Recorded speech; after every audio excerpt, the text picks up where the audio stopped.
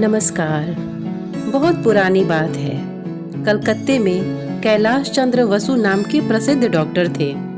उनकी माताजी बहुत बीमार थीं। एक दिन श्री वसु महोदय ने देखा माता की बीमारी बढ़ गई है। रात्रि का समय था। कैलाश बाबू ने बड़ी नम्रता के साथ माताजी से पूछा, माँ, तुम्हारे मन में किसी चीज की इच्छा हो तो बताओ, मैं उसे पूरी कर दूं। माता कुछ देर चुप रहकर बोली, बेटा, उस दिन मैंने बम्बई के अंजीर खाए थे। मेरी इच्छा है अंजीर मिल जाए तो मैं खा लूं। उन दिनों कलकत्ते के बाजार में हरे अंजीर नहीं मिलते थे। बम्बई से मंगाने में समय अपेक्षित था। हवाई जहाज थे नहीं।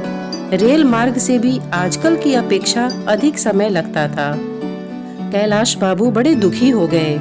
माँ ने अंतिम समय में एक चीज मांगी और मैं माँ की उस मांग को पूरी नहीं कर सकता।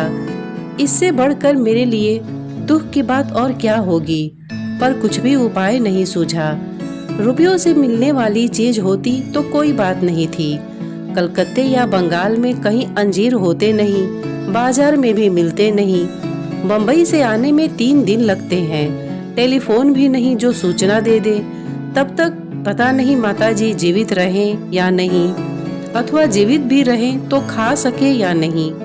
कैलाश बाबू निराश होकर पड़ गए और मन ही मन रोते हुए कहने लगे, हे भगवान, क्या मैं इतना अभागा हूँ कि माँ की अंतिम चाह को पूरी होते नहीं देखूंगा।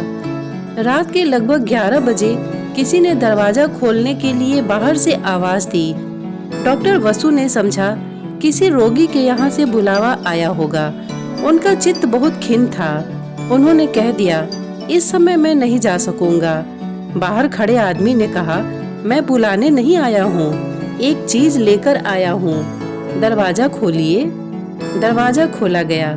सुंदर टोकरी हाथ में लिए एक दरबान ने भीतर आकर कहा, डॉक्टर साहब, हमारे बाबूजी अभी बम्बई से आए हैं। वे सवेरे ही रंगून चले जाएंगे।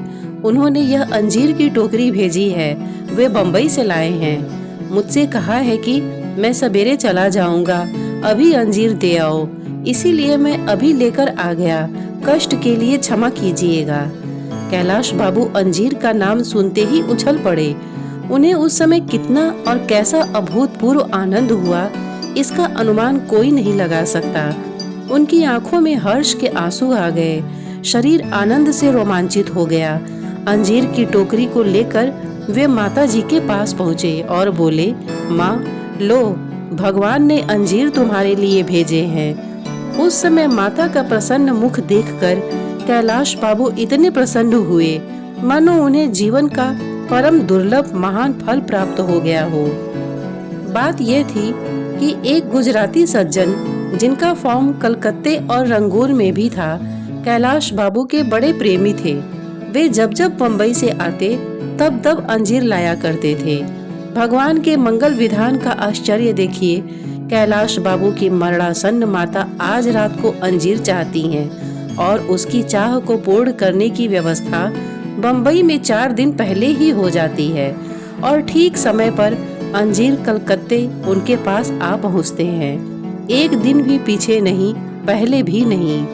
इसे कहते हैं कि परमात्मा जिसको जो चीज देना चाहते हैं उसके लिए किसी न किसी को निमित्त बना ही देते हैं। इसलिए यदि कभी किसी की मदद करने को मिल जाए तो अहंकार न कीजिएगा।